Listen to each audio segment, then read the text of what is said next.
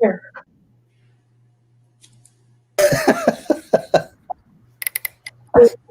Why don't you go? Lulu, come here.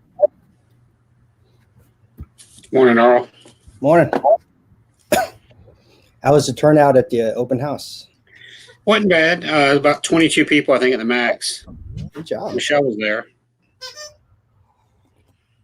We had one member join. Most of the people were already Toastmasters. Oh, okay. Well, you Andrew got one. Bullock. Yeah, Andrew Bullock was there. Jim Kennedy was there. Hey, Jim. Good morning. How are you? Wonderful. Welcome, Jim. Thank you. How are you? Doing okay. Let me see if I can change my name here.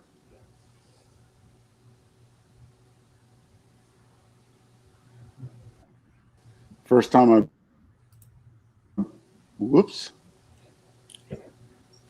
doing this.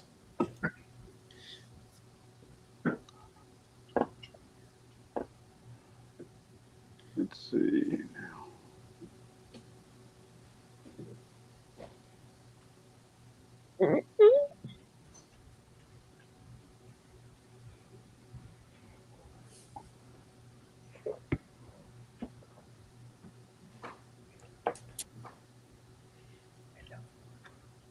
Hello.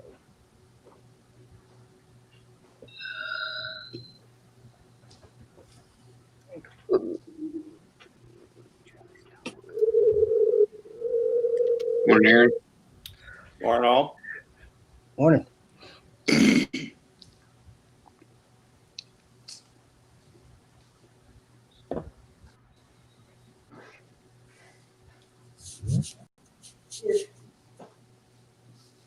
This in the wall. Oh, yeah.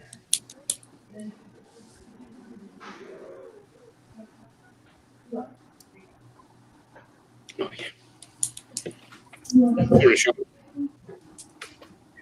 Hey, good morning. Hey, good.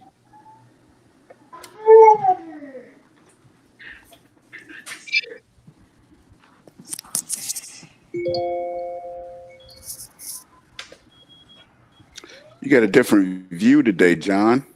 You don't have Yeah. the Toastmasters background. Yeah, this program doesn't allow you to have the virtual backgrounds. I can't hide.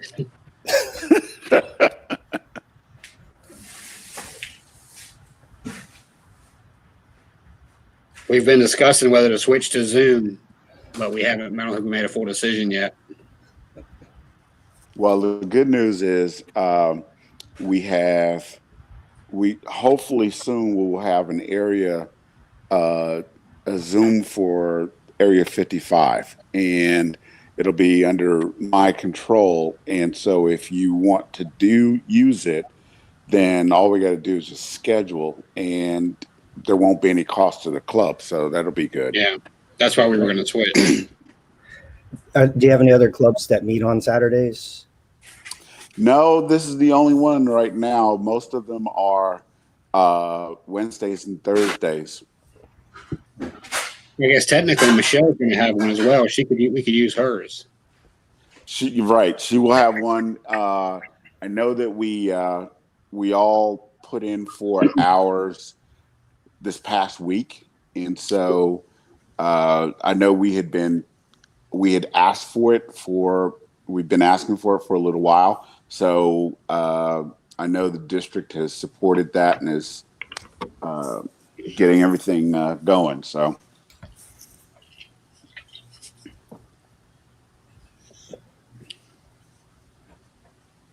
All right, it's 10 o'clock.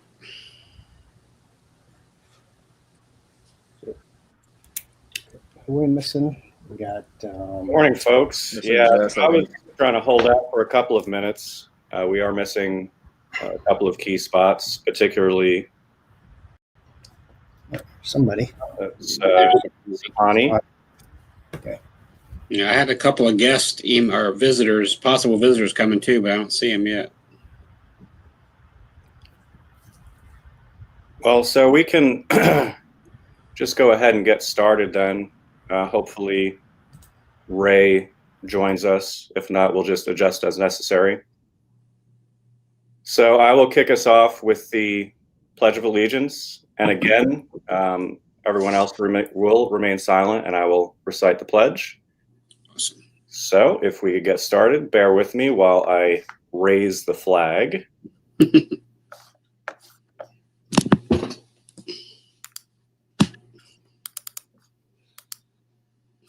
And hopefully that worked. Yep. I pledge allegiance to the flag of the United States of America and to the republic for which it stands, one nation, under God, indivisible, with liberty and justice for all.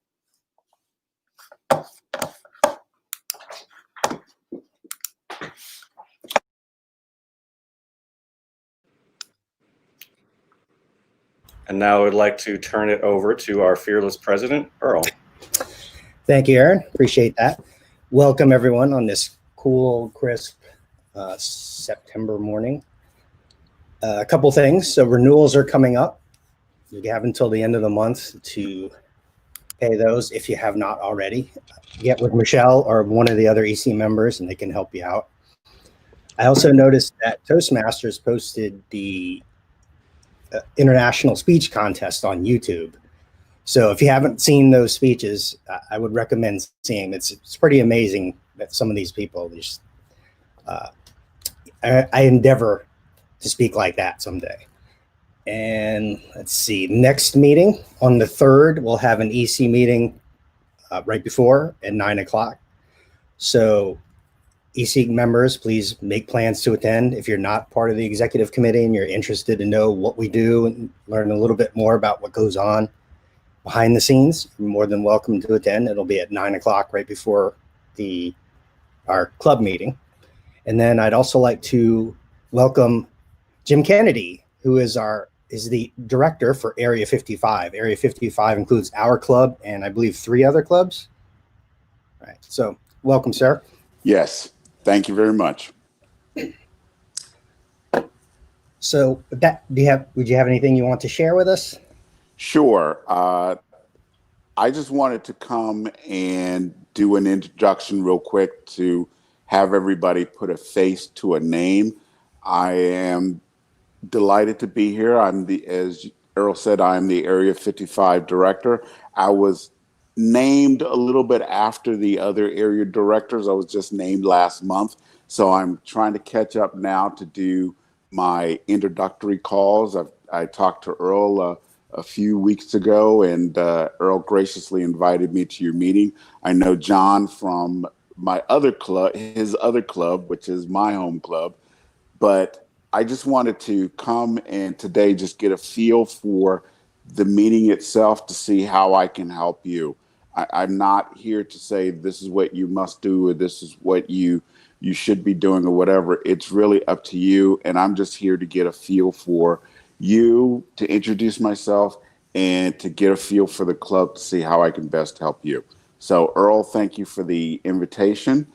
And I look forward to working with all of you. Thank you very much. Thank you, sir. And with that, I'll hand it off to our Toastmaster today, Aaron, so we can check out and see what roles we need to backfill. Take it away, Aaron. Thank you, Earl. So before I make my opening comments, let's jump right to the roles that we need to fill to give some time to get that in order. So let's start with the topics master. That role will need to be filled. So if we could get someone to jump on that. Any takers? I don't have anything, but I can do it. Brandon can. Awesome. Thank you, sir. And so we're also going to need a grammarian, word master.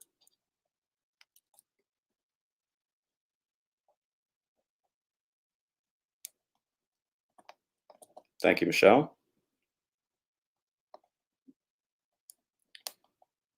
And if anyone has a speech, so we'll have 3 speeches lined up, but if anyone wanted to jump in, if they feel prepared to give one, since we do have 4 evaluators, we could also fill that. If not, we could just move on. Going once, going twice. Okay. I'm sorry. I had to unmute myself. Earl, do you have me listed as a speaker? Yes, I have you down as a speaker. Thank you. Yeah.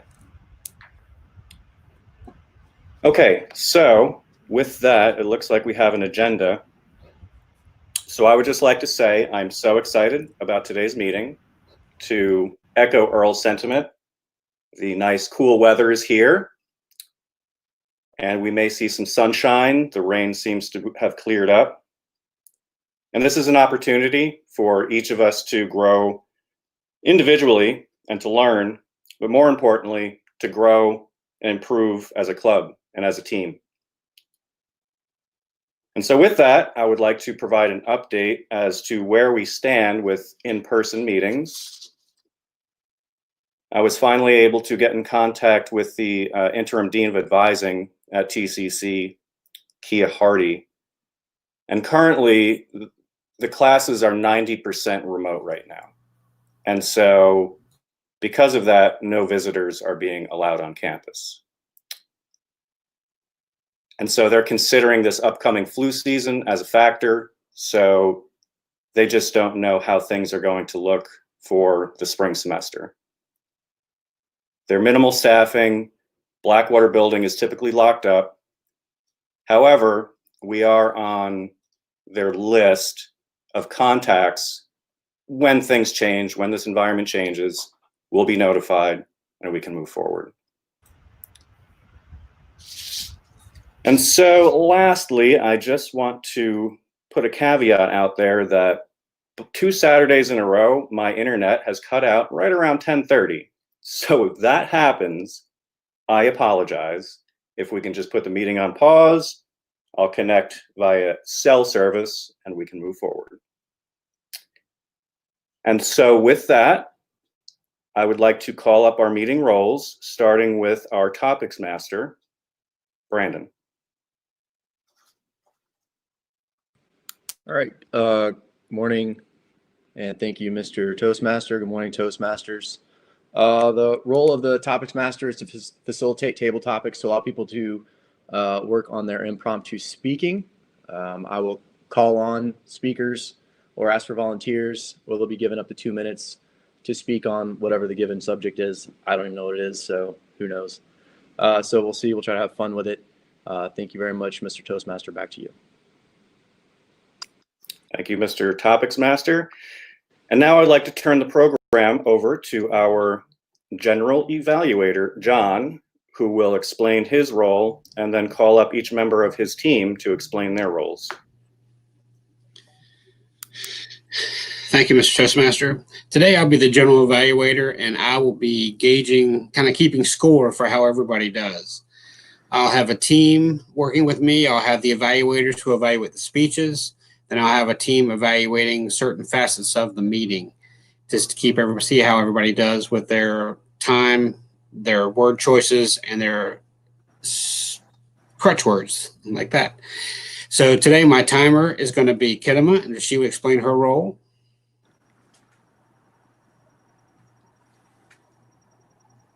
Good morning, fellow Toastmasters and guests. Today I will be the timer, and I will be timing all of the speeches today, from prepared speeches to topics, table topics, as well as evaluations.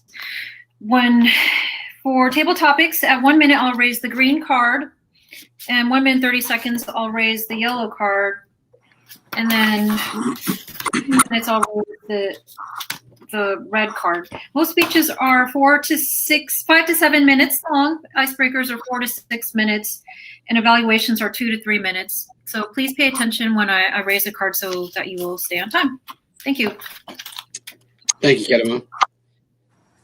For our word choices and our word of the day, I'll go now to our grammarian, Michelle Gideon. Thank you, John. Good morning, everybody.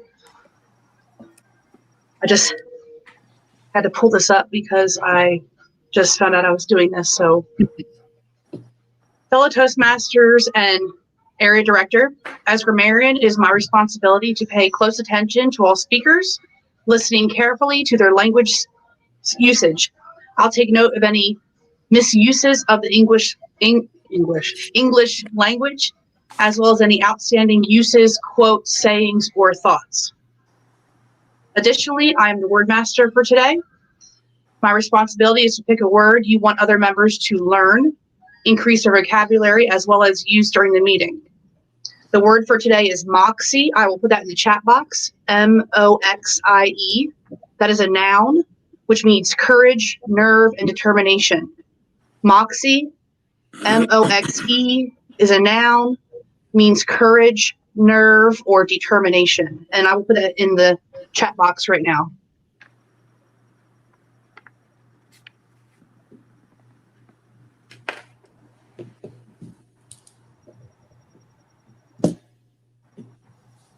All right, thank you, Michelle. And I will now go to our our counter, and listen up. Who is today is Sean. Good morning, Mr. Toastmasters, fellow Toastmasters and guests.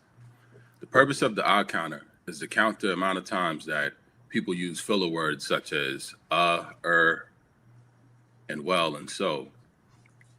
And I will also note when a speaker repeats a word or a phrase such as I, or this means, this means. At the end of the meeting, I'll report the number of times each speaker has done this. And also, as listen up, I'll be presenting questions at the end to be sure that we're all listening to the speakers. Thank you, Mr. Toastmaster. Thank you, Sean.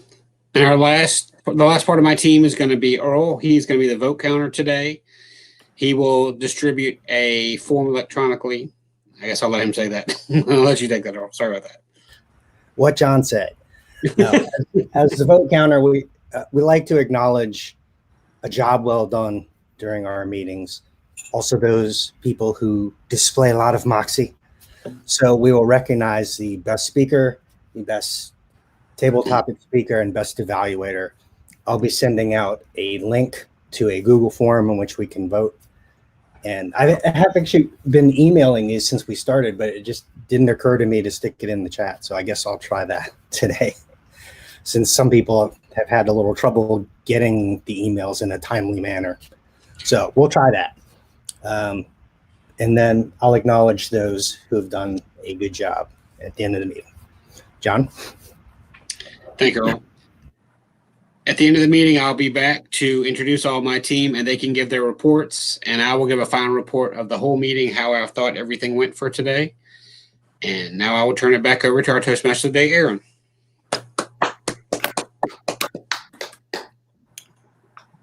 Thank you, Mr. General Evaluator and all, for those explanations. And so this part of the program will move to our prepared speeches. And it looks like now I am the first prepared speech. So let's go ahead and kick that off. I'm doing presentation mastery. I'm level 2. This is project 2, effective body language. This will be a 5 to 7 minute speech. And what I plan to do is use body language, hopefully not too exaggerated, to enhance a personal story of mine. So,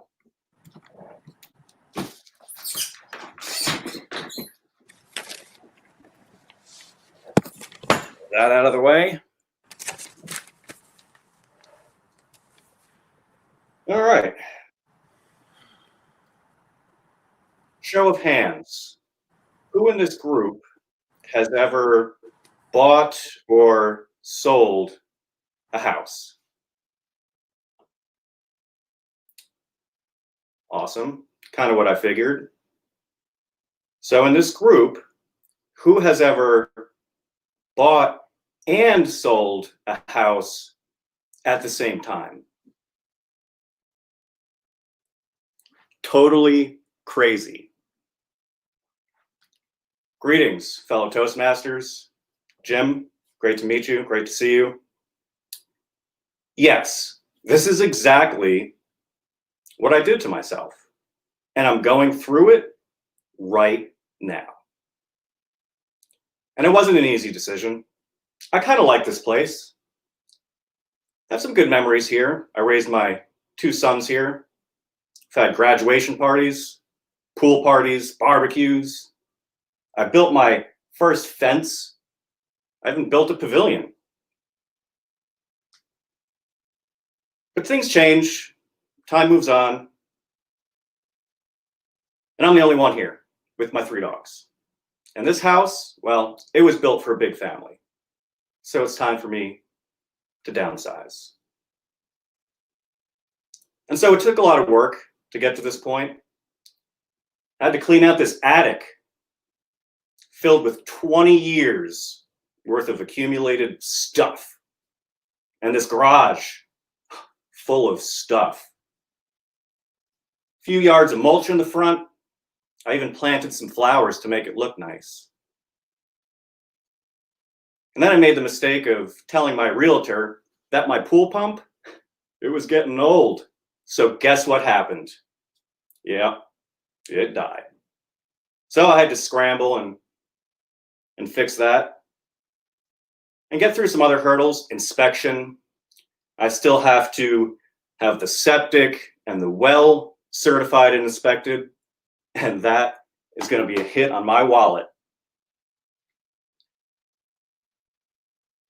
But I had to find the moxie. When it was ready and I was ready, we kicked it up on the market.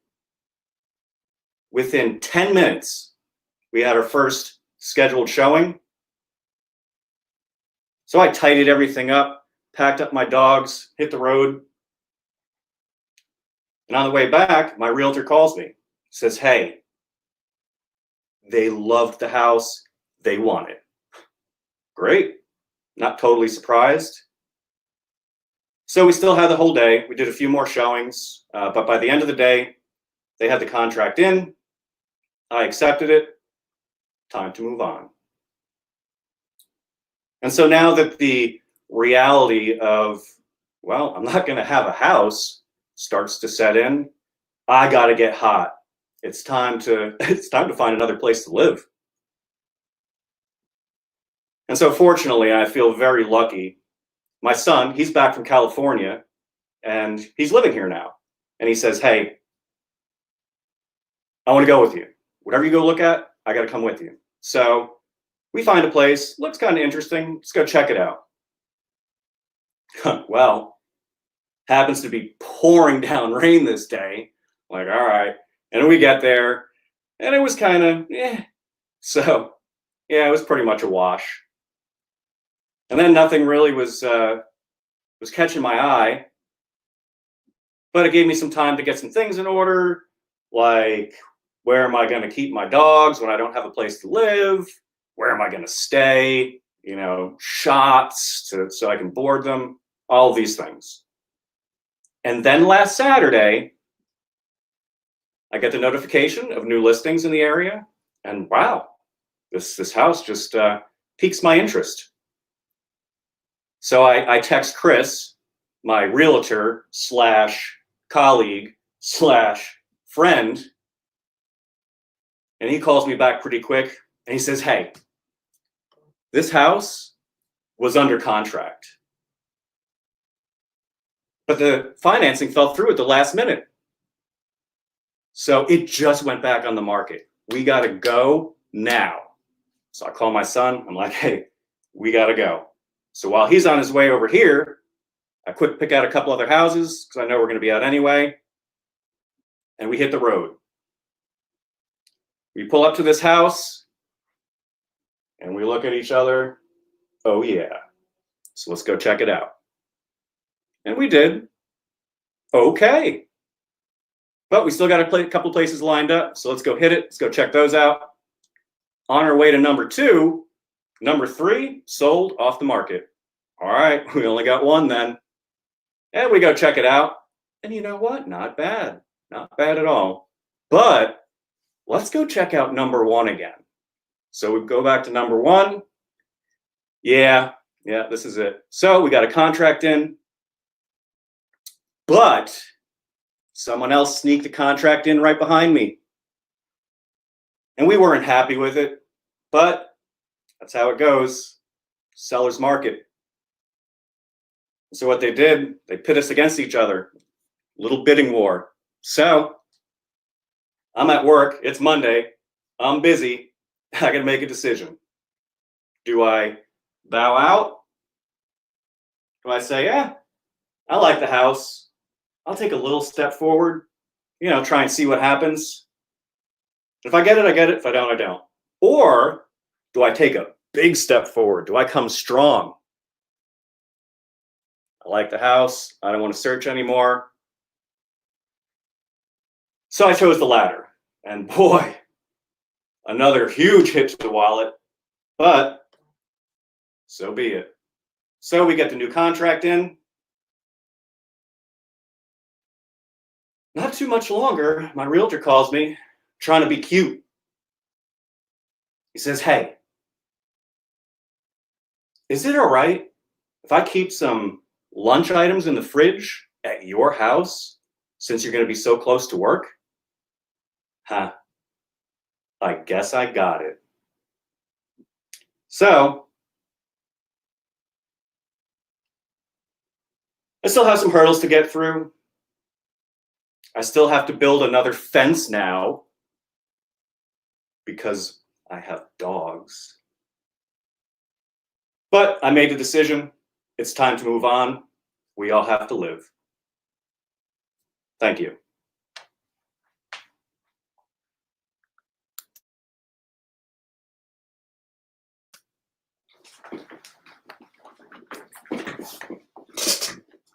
Okay, so moving on with the prepared speeches, we have Tyler. He is level 3 of persuasive influence, and his project is vocal variety. The title of his speech is Coronavirus. What is it really like?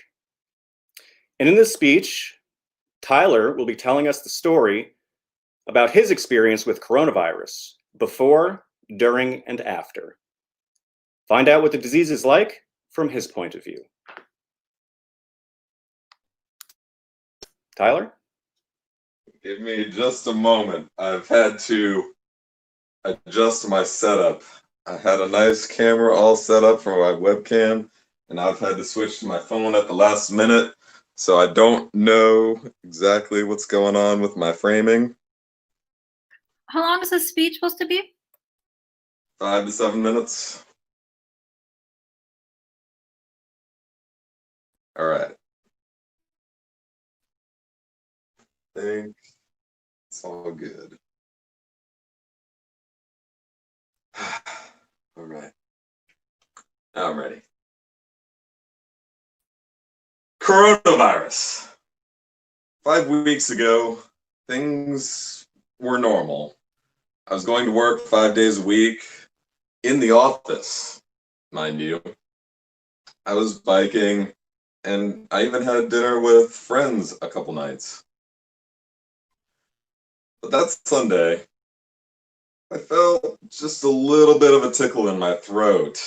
And as somebody who does a lot of cardiovascular activities, a little tickle in the throat is relatively normal when you're breathing hard for 5 hours, 6 hours, something like that. You could have gotten a bug in there or breathed some bad air. So I went to bed as normal, didn't think much of it. Monday morning, though, I woke up and I was thinking, oh no, I'm sick. So I immediately call into work and call out, tell my boss, hey, I'm sick, I can't come into work today. And then I go back to sleep, thinking I might sleep it off, who knows, it might just be a little bit of a bug in the throat again. I wake up in another 4 hours and oh no, this is actually a sickness. So I sleep most of the day off and then set up an appointment to meet with my doctor the next day. I explained my symptoms to her: fever, sore throat, stuffy nose, muscle aches, fatigue. And she's like, well, I probably want to get you tested. I show up for testing that day, only 2 hours later, and everyone complains about the swab in the nose. I didn't think much of it, but I show up and she brings the swab out. She sticks it all the way back into my brain and tickles my brain, and I'm crying. It was that uncomfortable. I didn't think it was going to be that bad. I've had swabs in my nose, and she massaged my fears, saying, oh, it's just like a bug going up your nose. It was not like a bug going up your nose at all. It was like somebody scratching your brain. Anyways, I leave there with teary eyes, head back home, isolate myself, and the next day, I received the news. I received it in an email, and it was just an email saying, you have new test results. So I open up the email, sign into Centera, do the whole 9 yards, and then I see the test results. I click them. Coronavirus test. Detected. Oh, now I'm a statistic. I've got the coronavirus. I've got the sickness. I've got the pandemic. I am a victim. But what does that actually mean, to have the coronavirus? Well, actually, to me, not that much. I'm a young guy. I'm fit. I take care of myself, eat well. So I got the less severe version. I already explained a little bit about my symptoms, but the worst part about it was I had muscle soreness, which just felt like a day after a workout, except all the time. Just a little lower back pain, pain in the thighs. It wasn't that bad. It was just like a normal sickness. I had to quarantine myself for the next 2 weeks. I had to pick up my food at Kroger right across the street, and I had to open up my trunk, lock myself back in my car, and then wait for them to stick all the food in, and then give them a thumbs up. They give me a thumbs up back, and I drive away. I read a lot of books. I cleaned the apartment quite a lot. And the second worst thing was the isolation. I couldn't see anybody. I couldn't be with anybody. I could only text people or call people. So it was really just the muscle aches and the isolation that were the worst parts during the coronavirus. After about 5 days, most of the symptoms went away, and I was just quarantined. I was isolated. And then I just had to read a bunch of books, keep myself busy, try and find new hobbies to keep myself entertained during this quarantine. But what about after? I got out of quarantine after 2 weeks, and the worst part about it was everyone acts like you died. They were asking me things like, how bad was it? Did you feel like you were gonna die? I'm like, no, it was fine. My boss, he was like, I had to plan for you to die. I was worried. And I was like, if you had even listened to anything that I said, I wasn't dying. It just felt like a normal sickness to me. I just explained it. It was mostly just a normal sickness.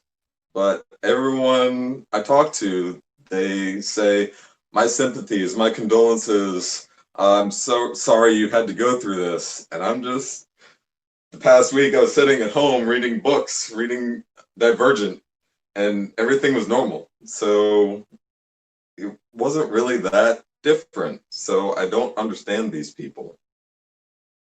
I had a couple lingering symptoms like a cough, but that wasn't really too much.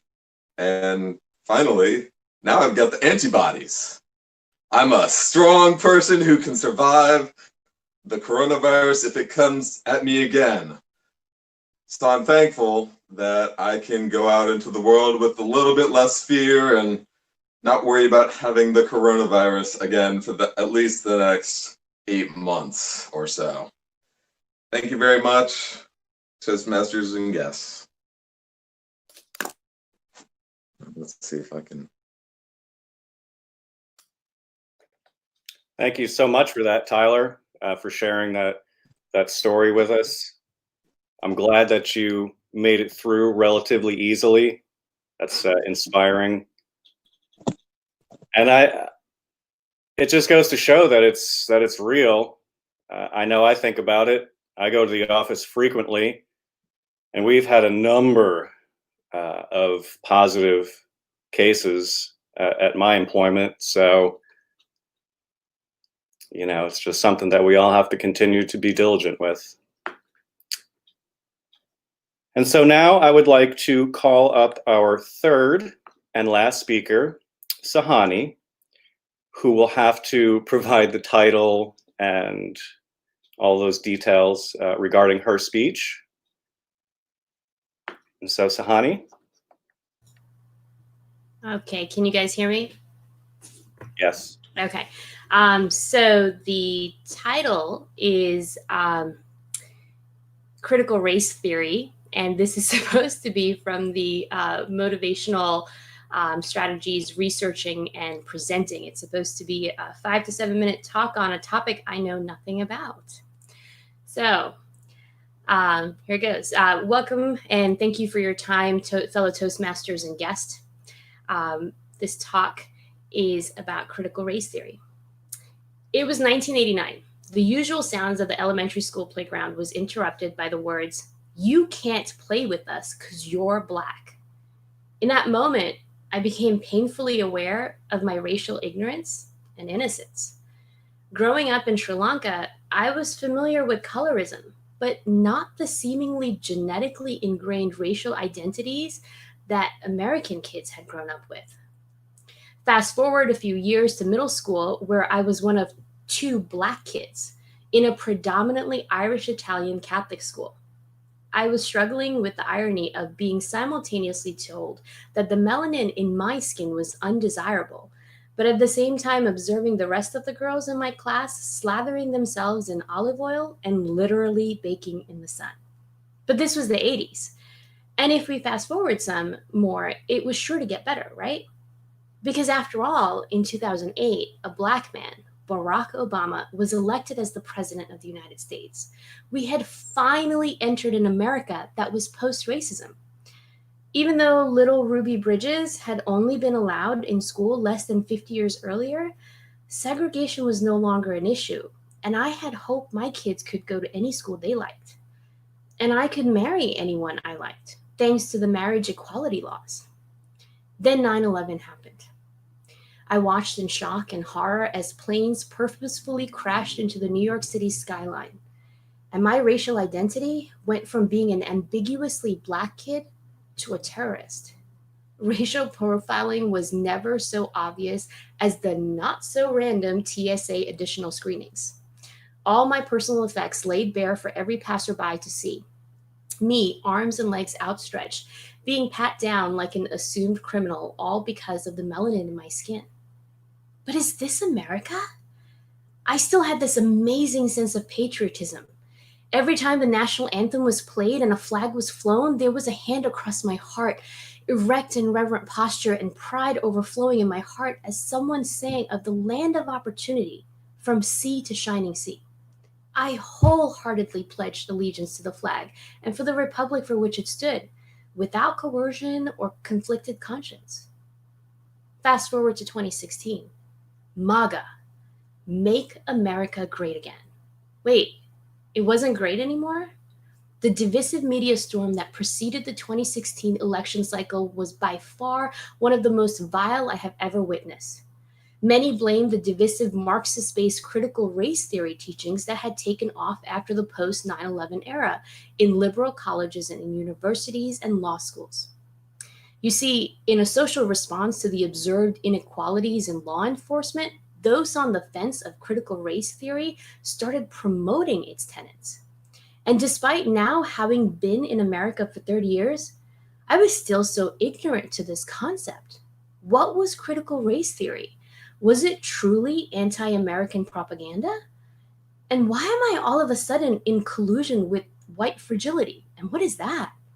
So off I went to my trusted source from my childhood, the Encyclopedia Britannica, which defines critical race theory as the view that the law and legal institutions are inherently racist and that race itself, instead of being biologically grounded and natural, is a socially constructed concept that is used by white people to further their economic and political interests at the expense of people of color. Wow, how sinister. But my mere engagement in an attempt to understand this jarring concept places me in double jeopardy. It was eloquently described by Jesse Lyle in their op-ed piece in The Federalist titled "White Fragility is a Racist Idea That Should Be Retired Immediately." And that's exactly what the recent memorandum for the heads of executive departments and agencies by Director Watt enacted. The memorandum states that millions of taxpayers' dollars have been spent on training government workers to believe divisive anti-American propaganda by having workers attend trainings where they're told that virtually all people contribute to racism. All white people, that is.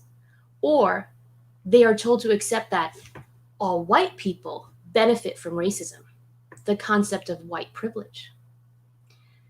On the contrary, Robin DiAngelo, the provocative author of the New York Times bestselling book, White Fragility, would laugh and contend and say this memorandum is the epitome of white fragility and defensiveness. White fragility is a term introduced by DiAngelo to the American lexicon in the early 2010s in a published paper and later in her book. She describes white fragility as a range of defensive responses by white people.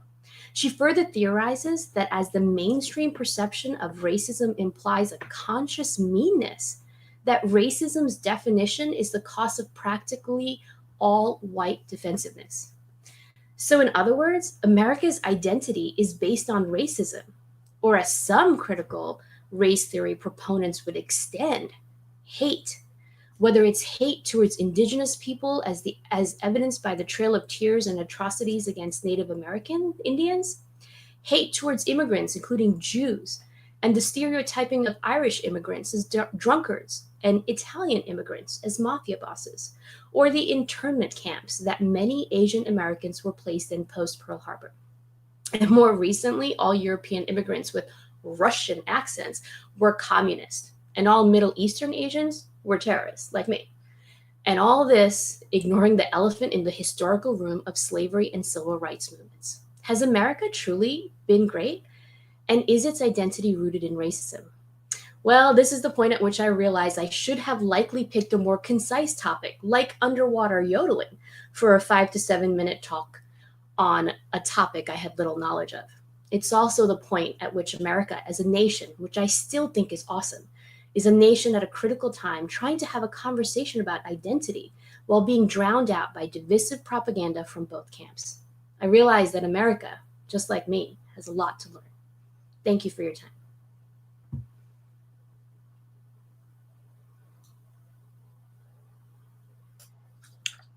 Thank you so much for that, Sahani. That was a very powerful speech. And I can think of no more relevant of a topic to present at this particular point in our history.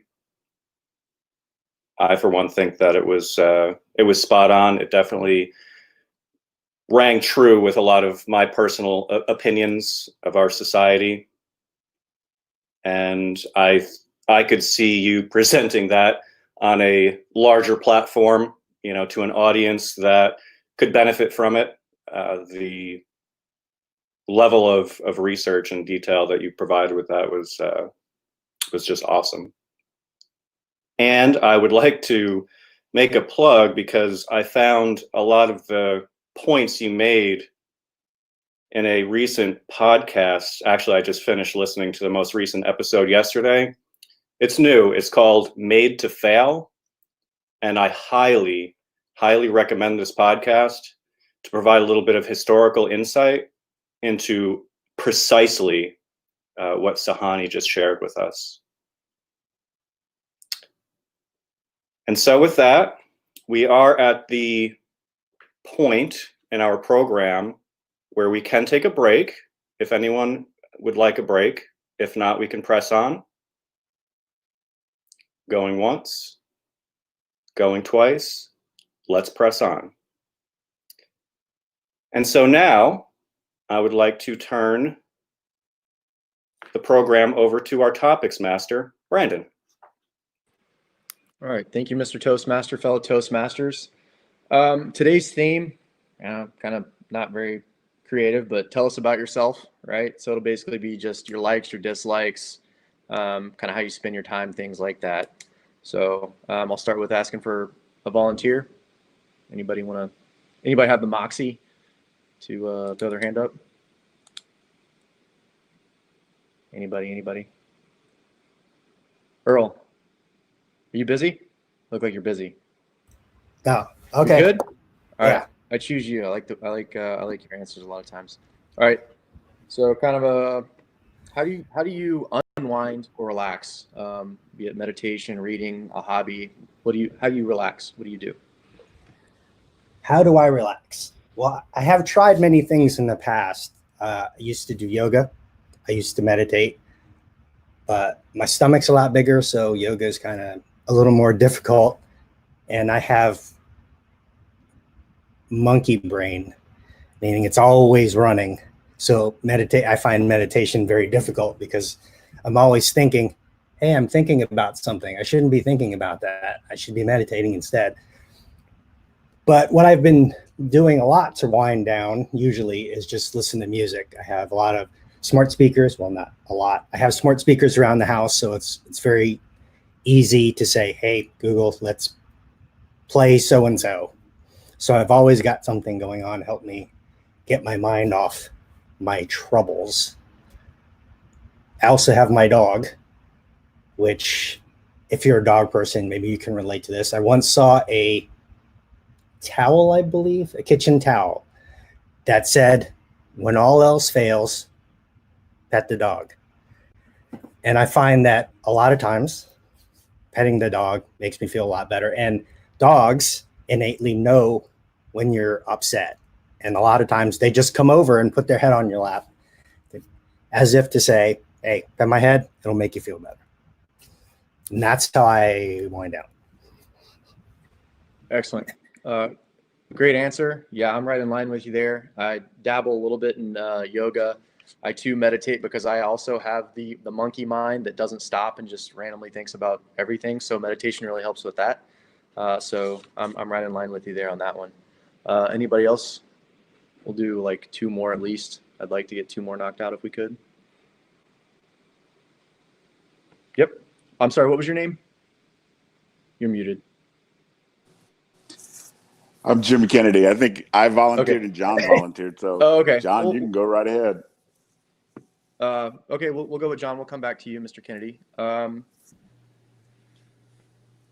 John, would you describe yourself as an optimist, a pessimist, or a realist, and why?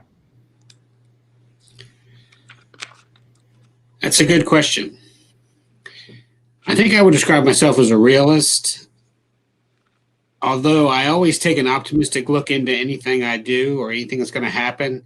And then after a few minutes, considering either the process, the chances of a successful outcome, I get to a realist view where I'm not sure.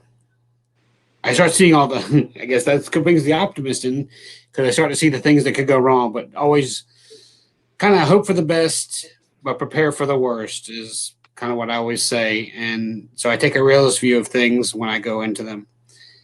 Try to know what is on the back end that could result in the worst parts of it, but always trying to stay above mentally where I need to be so I can continue on and get through whatever project or task I'm taking on. Back to you, Mr. Toastmaster, or Topics Master.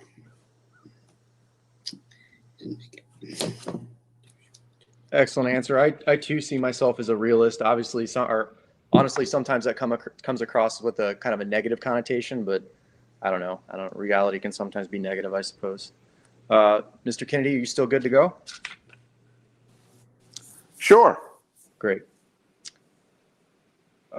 Which do you believe is worse, failing or never trying? Thank you, Mr. Topics Master.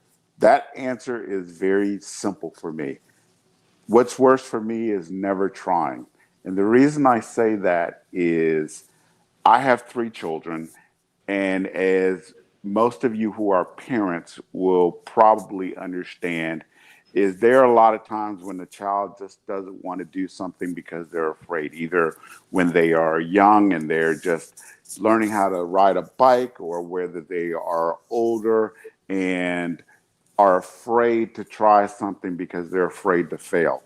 And I say it is a whole lot better to try and fail than to never try at all, because you don't want to live with regret. That's the biggest thing. Even if you try something, what's the worst that can happen? As long as you don't do something that's going to kill yourself, you should be fine. You won't have a problem. You just need to go ahead and try, because if you try it, you may find something that you really like. That's it for me. Back to you, Mr. Table Topics. Excellent answer, Mr. Kennedy. I completely agree with that. And we always learn from our failures as well, right? You got to take a lesson from it. So I completely agree with you there. I've got a few more questions if anybody else wants to volunteer. Sahani, let's see. What do you want to do most, and what are you doing to achieve it? Wow. What do I want to do most? On a daily basis, that's sleep uninterrupted for 8 hours. I seem to be doing everything that's counterproductive to that. But I think the question was asking more of a life goal. So what I want to do most from a career or a life goal perspective is to be financially free. And we are actively exploring with some moxie and gusto alternative means of becoming financially free that goes beyond just paying all your bills, and creating a residual income. We want to be able to go into a car dealership and say, I want to buy that car today, and not be dependent on a bank loan or some financial institution's credit worthiness determination of us. So that would be my life goal, to be financially free, which includes debt free, but also to be able to leave a legacy for my children where they do not have to be dependent on a financial institution. Excellent answer, Sahani. I'm right there with you. It's that's something I think about often, multiple times a week, probably like 4 or 5 days a week. I'm watching YouTube videos on, early retirement, or just, do you pay the house off? Do you not pay the house off early? What do you do? So I'm right there with you. And I too can't wait until the day I'm completely financially free. I've got 3 more questions. If anybody wants to volunteer. Going once, going twice. All right, back to you, Aaron.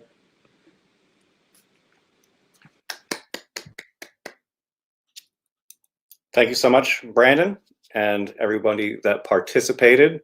That was great table topics, some great answers, personal, real. And so at this part of the schedule, I would like to call up our general evaluator, John.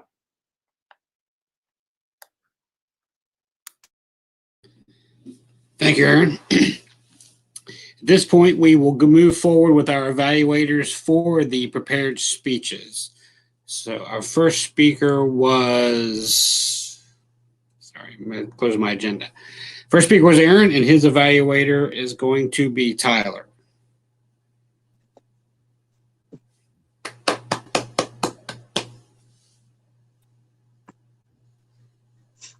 All right. Aaron, thank you very much for your speech today. I really liked your opening.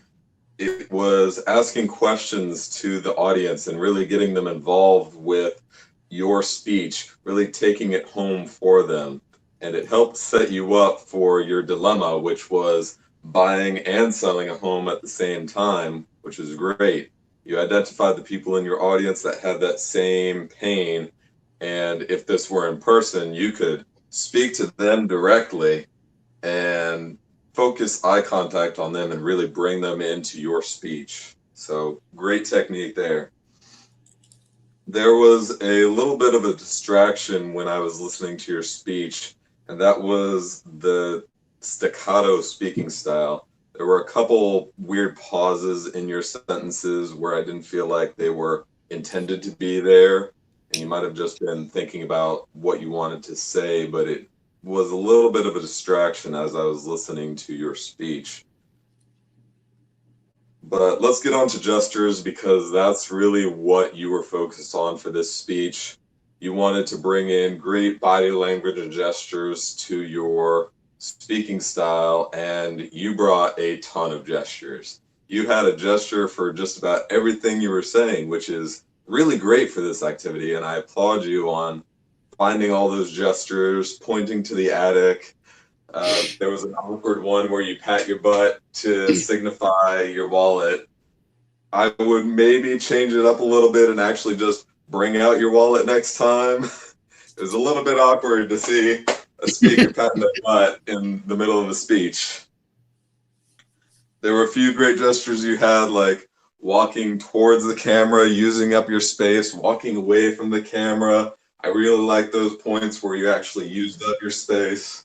I've actually got some lines here on my floor helping me figure out where to stand and where not to stand. Like right over here, I'm out of frame, but right here, I'm just in frame. That was a little thing that I did. All the gestures would be just a little bit detracting in a regular speech, but for this one, it was really great. So try and focus on a lot of the great big gestures that really brought a lot to your speech, rather than having a gesture for every single point that you're trying to make. Overall, you did really well in the activity. You succeeded in the gesturing. And my only challenge to you for next time would be to tone down some of the automatic gestures, really focus on those really big and purposeful gestures, and to work on smoothing out your speech in terms of getting the words out. Thank you very much. Thank you, Tyler.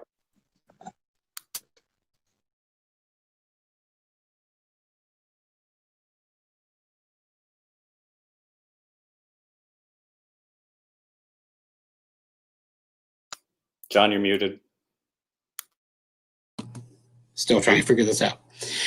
So our next speaker is going to was Tyler, and Earl is going to be his evaluator. Okay. When we communicate, it's more than just the words we say. It's our body language. It's our gestures we make. It's how we say those words, the pacing, the dramatic pauses, the volume.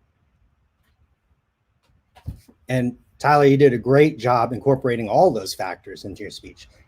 This speech in particular was to focus on the vocal variety. And I think you did a good job with that. Right away, you drew us in. You opened your eyes up and you just knew that you were sick. And we've all experienced that. In which cases, I usually want to close my eyes and keep doing that process over and over again until I open them again and I don't feel sick. You did a really good job with the volume to help express what you were feeling at certain times during your speech. You're poking my brain! The dismay of getting the news, oh no, I got corona. And now you have the antibodies. Suck it, corona. But you also used a lot of good gestures while you were doing that, not just raising your voice. Occasionally, in general, you had very good pacing, good pauses. You didn't just stare at the camera, which can be unsettling sometimes. You were looking around, which is good. Occasionally, you were looking down while you were pausing, and it made me think that you were searching for the word. How it helped Live us. streaming is on. It helped us understand what you were feeling during those times. And I look forward to your next speech.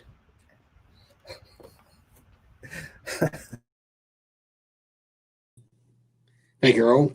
And our final speech was by Sahani, and her evaluator is going to be Michelle. Good morning, General Evaluator, Jim Kennedy, club members, and especially Sahani. So I had the privilege of evaluating Sahani for her for her speech that was found from Motivational Pathway. This was a research and presenting speech, and it was titled Critical Race Theory. The purpose of her speech today was to dive into a subject that she already knew about deeper, or to look up something that she knew nothing about. And she chose to bravely dive into a topic that is really touchy these days. And I think that you did a fantastic job. You started off telling us about when you lived in Sri Lanka. I think that's how you say it.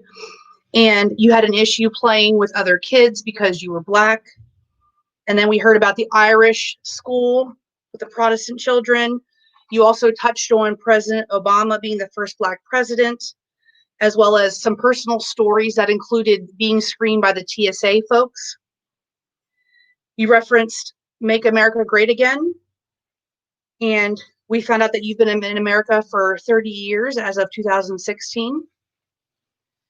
I think that you secretly, in a prior life or before joining us, you were already a member of Toastmasters, because when we listen to you speak, it's hard to believe that you joined like a couple months ago. I think I'm getting tricked right now, like we're getting punked or something, because you're very good.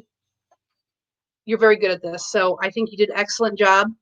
Your clarity was fantastic. I understood all the words that you were trying to say. Your tempo throughout your speech was appropriate. It would speed up and slow down, as well as your vocal variety that you used, talked a little bit softer, a little bit louder. You used minimal gestures, but I will note that that's very difficult in this platform, specifically when you're new.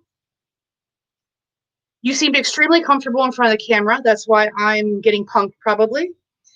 And you kept our interest in regards to speaking about a topic that is really sensitive, if that's the right word to say.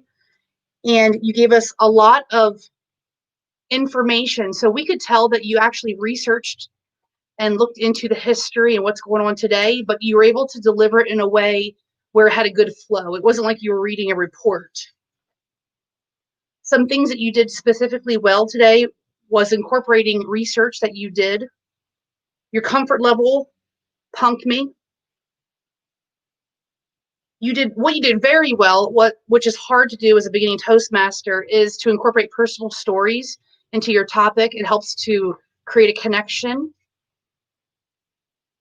As far as what you could do to challenge yourself next time, I'm trying to pick something because there's not a lot of things you could have done.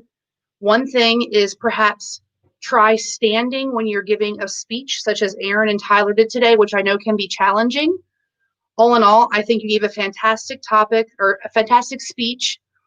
You picked a sensitive topic that kept our interest. You incorporated your personal stories that were really appropriate. And we all learned some things that we didn't know before, at least myself. So I would say you did a fantastic job. Good job.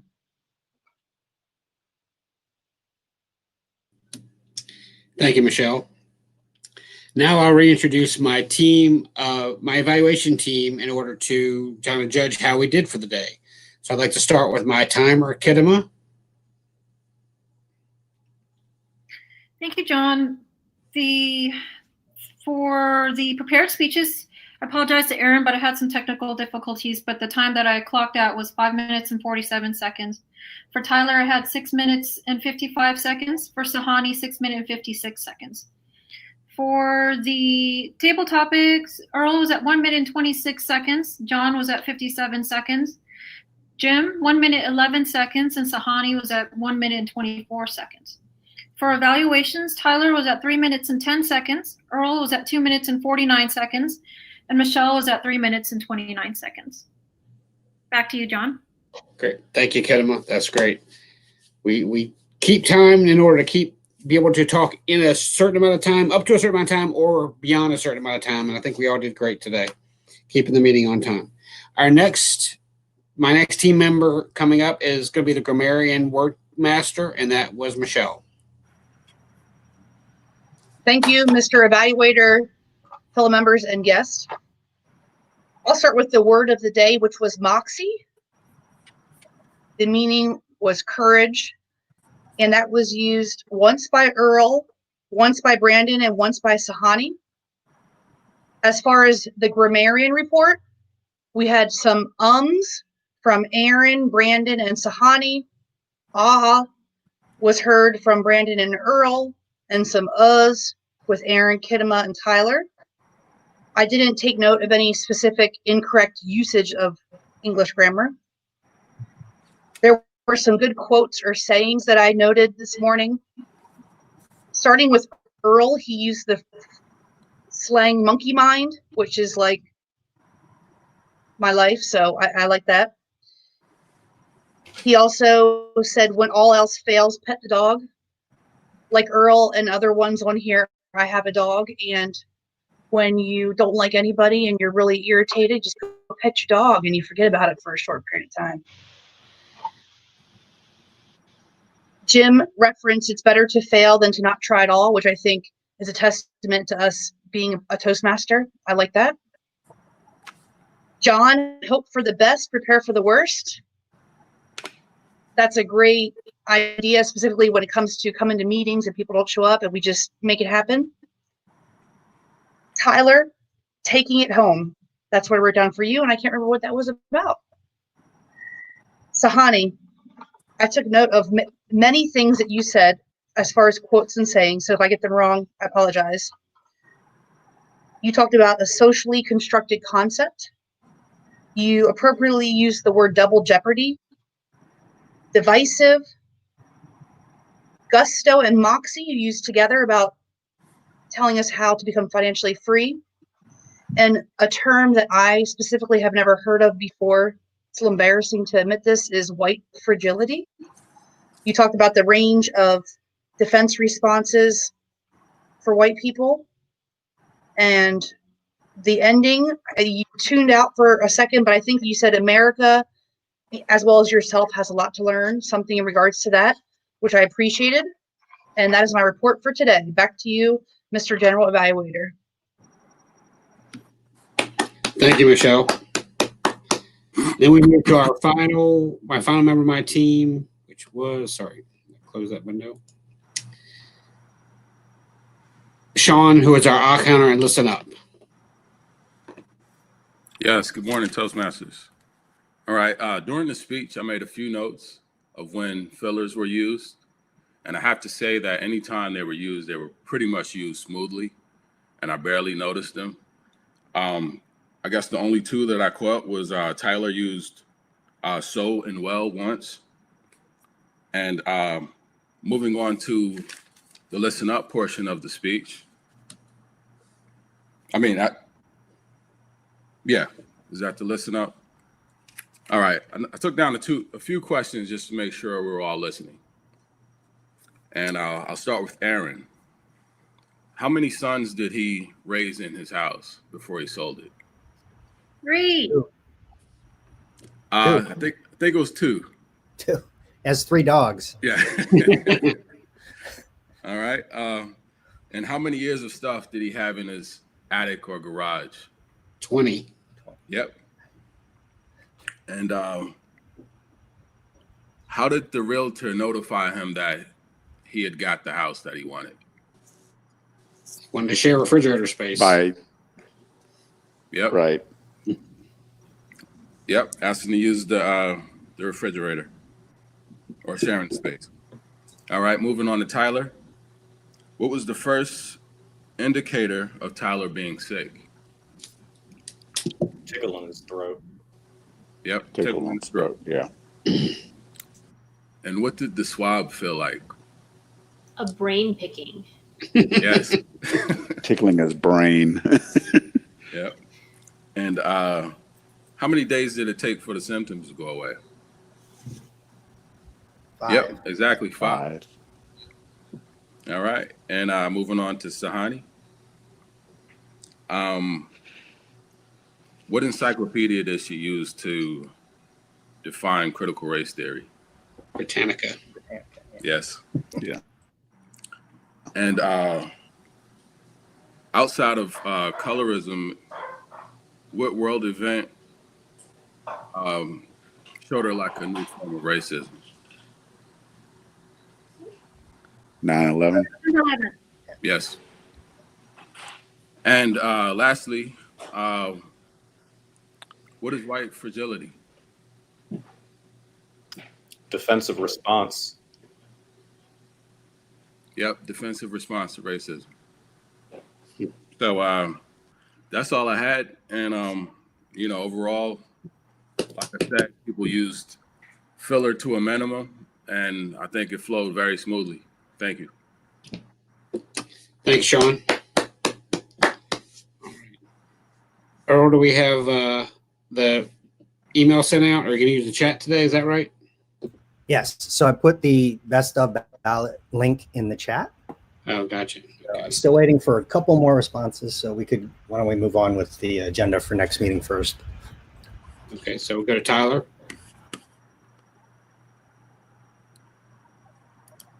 Well, there we go. Got it out, and I will be changing the agenda live so everyone can watch as we fill it out, just like last time. Who would like to be the Toastmaster of the day? I'll do it. Kinema. Edema. All right.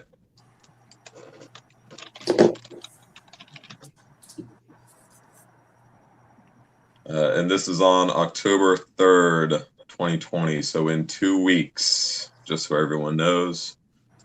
Topics Master, who would like to give us the topics? I'll take that. John. All right. General Evaluator. Michelle. All right. Grammarian / Wordmaster. Who's good with words? Sahani's good with words. We'll put her down. Counter and listen up. Who would like to take on the role? Tyler will take on the role.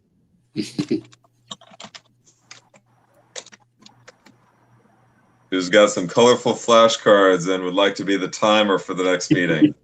I'll take that. Sean? All right. And who can email everybody the next form for the vote counting? Brandon. Don't worry, it's not scary. I can walk you through it. Brandon can. Brandon. All right. All right. Who would like to give speeches next meeting? Anybody ready? I'll go. John is first up. Speaker number 2.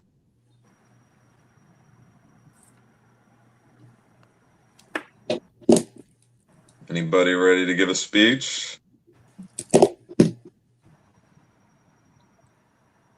Going once. Oh, that's the honey.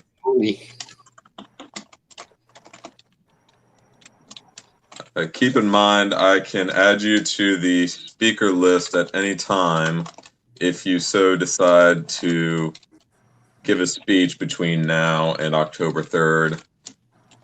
So if you don't feel ready now, but you feel ready in a week, just shoot me an email and we'll get you on the list. Do I have any thirds? Anybody Tyler, ready? Yes.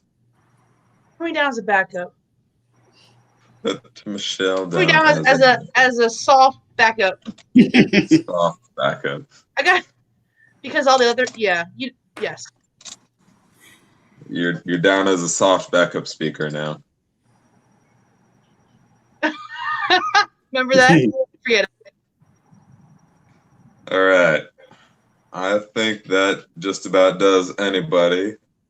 We need some evaluators. Who would like to evaluate John? I'll take John. John, all right, Sean. Who would like to evaluate Sahani next meeting? Yep, you can put me down. Earl. Yeah. Didn't even have to Okay. do that one. And who would like to be the soft backup evaluator for the next meeting? Brandon can. Brandon? Brandon, you like M&Ms or Skittles? Neither. Yeah, have you seen him? I know, right? doesn't- He's like He doesn't eat the sweets. Terminator. At least, you know, one good thing about Brandon never coming to our outings is that he didn't embarrass us when we're kayaking, right? Right? Mm-hmm. Just bring him steak. What? I'm blushing. You can buy me with steak. All right, so we've got our meeting set up for October the 3rd, 2020. Toastmaster of the day will be Kinema. John will be the topics master. Michelle will be the general evaluator. Sahani will be the grammarian. Tyler will be the odd counter. Sean is the timer. Brandon is the vote counter. We have John and Sahani as speakers with a soft backup from Michelle. And Sean and Earl as the evaluators with a soft backup evaluator of Brandon. Any questions, or can we move on to the vote results? I think we go to vote results. All right. To you, Earl. Okay. So for the voting results, the best speaker we have, Sahani. Good job today. And for our best table topics was me and best value. Those are legit, I swear. And now, how do I? Oh. Okay. I know. All right. We had a great meeting today, despite being a little shorthanded, more shorthanded than usual. We had a couple of members who had roles in the meeting who were not here, but we were able to pick up the slack, the rest of us, and I appreciate that. We had a guest today, Mr. Kennedy.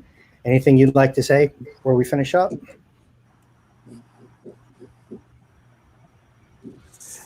I just wanted to say this is a great meeting. One of the things that is the tenement of Toastmasters, and John says it all the time, is leadership. Sometimes you got to do things on the fly. Sometimes you need to make changes, being adaptable. I saw that in this meeting today, and I think you all did a wonderful job. And Sahani, I want to echo Michelle's comments and say that when we have the speeches or the speakathon that I know that we're putting together for the area, but also for the speaking contest, I want to encourage you to sign up because that was a wonderful speech. So, but Earl, I think that you did a wonderful job, and I look forward to coming back and visiting you again soon. Thank you. Thank you, sir. Yep. So you have our link. We meet on the first and third Saturdays. You're welcome anytime. So, Michelle, you have something that you want to put out there? Yes, I have three things. Okay. The first one, Everybody that's that's in the meeting right now has already paid their renewals and their dues. So thank you for that. I'm just going to encourage you to help me encourage the remainder of our members who have not renewed to get on the boat. So I'm going to send out another email as well as do a Facebook post, and I will probably do what John used to do, and I'll probably start hackling them through the text messages and calling people. Second of all, so I'm the area director for Area 51, and I have 4 clubs that I'm a resource for, if you will. And I've had a chance to visit 3 of those 4 clubs. And I realize, I mean, Jim can probably attest this, all clubs have a different flavor, environment, flow. All the clubs are great, but I love our PG Articulators because, you know, we had just 9 members and a guest, and I think our meeting flowed fantastically. And every time I come on here, Saturday, like Sahani, you know, we're mothers, we work full time, our time's very limited. I really look forward to coming and being part of this group, and I miss you all in person. So I love our club, and I'm so happy that I'm still part of it. Third, since we can't have any scheduled in-person meetings anytime sooner, we don't have that set up. I wanted to see if there was an interest to have another outing. And I said this like a month ago, and I never sent out the email. My ideas for an outing are to either go rock climbing, axe throwing, or we can go kayaking like we did before. And now that the weather is, today the weather's great, I might have to get my husband to go to, what's it called? That place right near my house. I'm having a brain fart. Go kayaking today. I was going to send an email out to try to see if anybody wanted to meet up next Saturday or Sunday morning to go kayaking, or in the afternoons to do the other things. So look out for that email. Kidima said that she wanted to do something before, so I know she's going to come, right? She wanted to go axe throwing. Yeah. So look out for my email in regards to the renewals and the dues, as well as seeing if anybody wants to get together next weekend to get together and have a little talk and hang out. Can we do all 3 in one day? Yeah.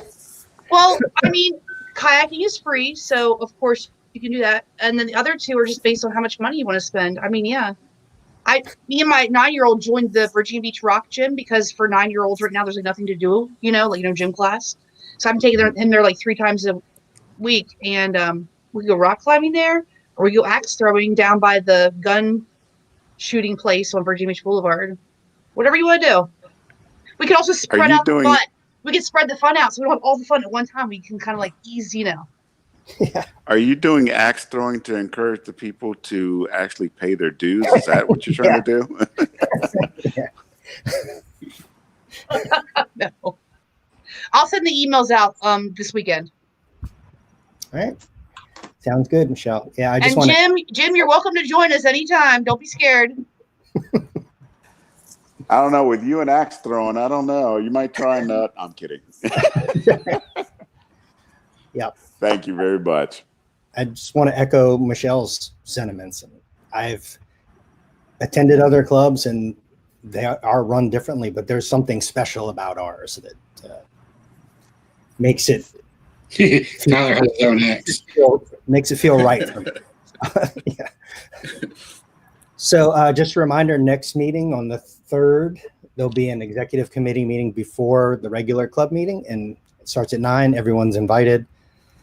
Earl, are we going to have a dress-up meeting? Because we can't see Tyler running his cape this year for Halloween. So we should, I know we can talk about this, but I just thought about with his axe in his hand, we got to have a costume contest.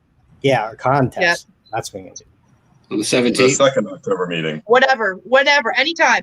You know, Tyler has lots of stuff in his wardrobe, so we can do it all year long. True. Okay, everyone. This is a great meeting. Anyone have anything else before we go? Are we implementing Zoom next meeting? We're still, Jim said that the area will be getting a Zoom account. Not sure when. As soon as I get it, I will end up sending an email out to you, and then you can just schedule whenever you would like to use it. And I know that we have a person now who is a Zoom expert. Is that John? I think that's Andrew Bullock, and he's the Zoom expert to help us out with any sort of Zoom issues that you have. So I know that we will be heavily leaning on him. So, but yeah, you can use that at any time. Yeah, and Earl is actually the head of the Zoom team as well for the whole district. Good. Yeah, so we should be okay. We just need the account. That's all. Yeah. Although I do like this I'll let you platform. know. It's so easy to get into. Yeah. Okay. Nobody has anything. Everyone have a super terrific rest of the weekend, and I'll talk to you next time. You too. Goodbye.